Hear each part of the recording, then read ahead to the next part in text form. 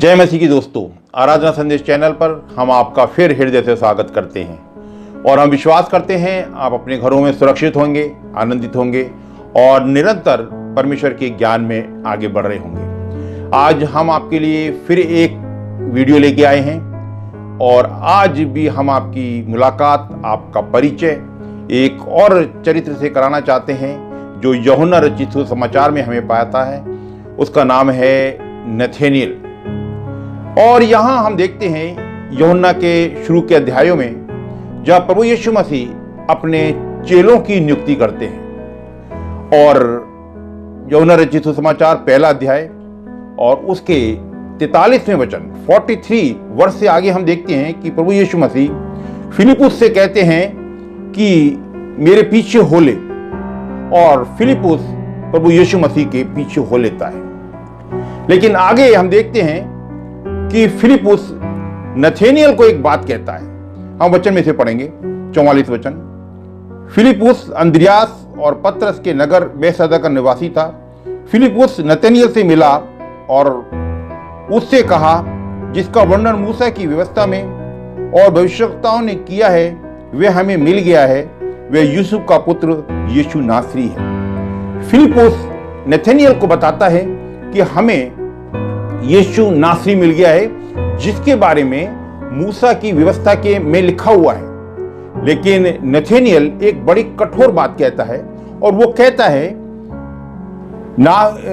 नासरत में से भी क्या कोई अच्छी वस्तु निकल सकती है। यहां नथानिएल को एक संदेह था।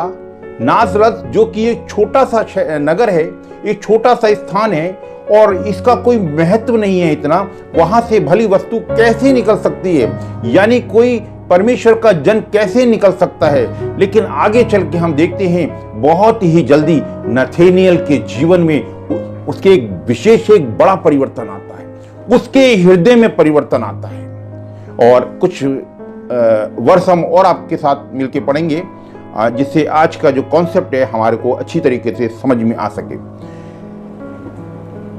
यीशु ने नथानिएल को अपनी ओर आते देखकर उसके विषय में कहा, देख ये सचमुच इजरायली है, इसमें कपट नहीं है। प्रभु यीशु मसीह जो मनों को जांचने वाला प्रभु है, उसने नथानिएल को देखकर ये बात कही कि ये इजरायली है और इसके मन के अंदर कपट नहीं है।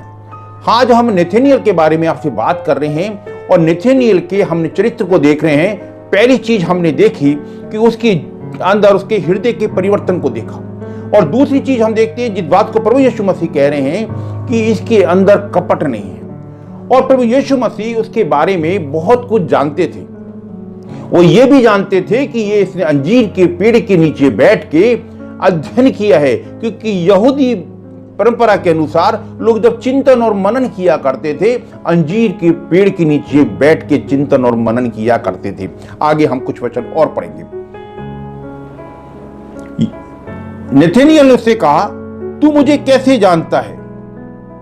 यीशु ने उसको उत्तर दिया, इससे पहले कि फिलिपुस ने तुझे बुलाया, जब तू अंजीर के पेड़ के तले था तब मैंने तुझे देखा।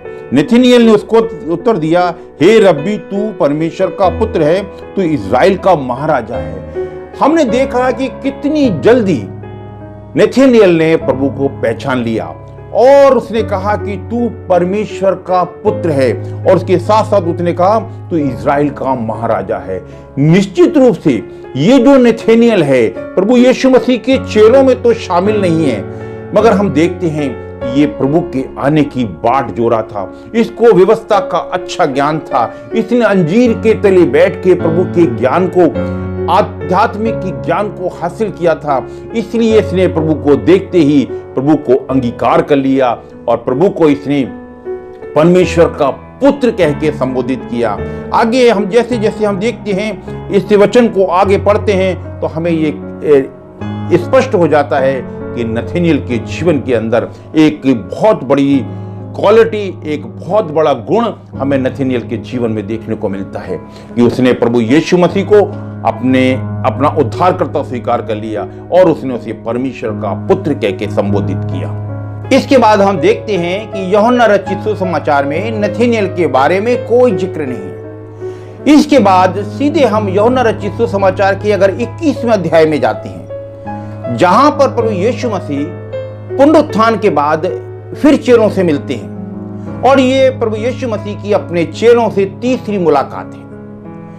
21वें वचन में लिखा है, इन बातों के बाद यीशु ने अपने आप को तिबरियाद की झील के किनारे चेलों पर प्रकट किया, और इस रीति से प्रकट किया, शिमोन पतरस और थोमा जो दिदुमुस कहलाता है, और गलील के काना नगर का नथानिएल, और जब्दी के पुत्र और उसके चेलों में से 2 जन इकट्ठे थे। शिमोन पतरस ने उससे कहा, मैं मछली पकड़ने जा रहा हूं। उन्होंने उससे कहा, हम भी तेरे साथ चलते हैं।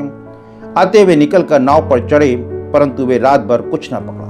ये एक बड़ी महत्वपूर्ण घटना है जहां प्रभु यीशु मसीह तीसरी बार अपने चेलों से मिलते हैं, और जहां पतरस कहता है कि मैं मछली पकड़ने को जा रहा हूं, और वहां पे पूरी रात मेहनत करने के बाद उन्हें कुछ मछली नहीं मिलती।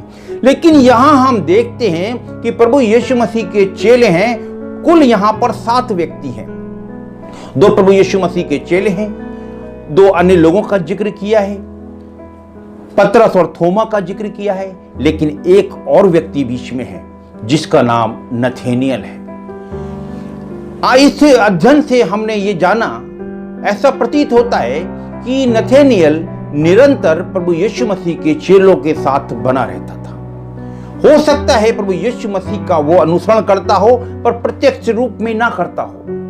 इसीलिए जब जब हम देखते हैं कि चेलों का जिक्र है, वहां पर नथानिएल का जिक्र है, और यहां नथानिएल का हम उपस्थित होना इस बात को प्रदर्शित करता है, इस बात को दर्शाता है कि नथानिएल एक महत्वपूर्ण चरित्र जो है यूहन्ना रचित सुसमाचार के अंदर हमें देखने को मिलता है, जो प्रभु यीशु मसीह के साथ, जब प्रभु यीशु मसीह ने चेलों का चयन किया, चुनाव किया, तब भी हम नथानिएल को देखते हैं, और जब प्रभु यीशु मसीह पुनरुत्थान के बाद अपने चेलों से मिलते हैं, वहां भी हम नथानिएल को देखते हैं। और एक बड़ा आश्चर्यक्रम वहां पे हम देखते हैं कि जब पूरी रात मेहनत करने के बाद उनको मछलियां पकड़ने को नहीं मिलती हैं, और जब प्रभु यीशु मसीह के कहने से वो जाल डालते हैं, और बहुत सी मछलियां उन्हें को पकड़ने में उनके आ जाती हैं। और ये से आज हमने ये जाना कि नथानिएल एक कोई छोटा चरित्र नहीं है, प्रभु यीशु मसीह के बड़े नज़दीक रहने वाला है। प्रभु यीशु मसीह को उसने परमेश्वर का पुत्र कह के संबोधित किया, और प्रभु यीशु मसीह के चेलों के साथ निरंतर वो पाया जाता है।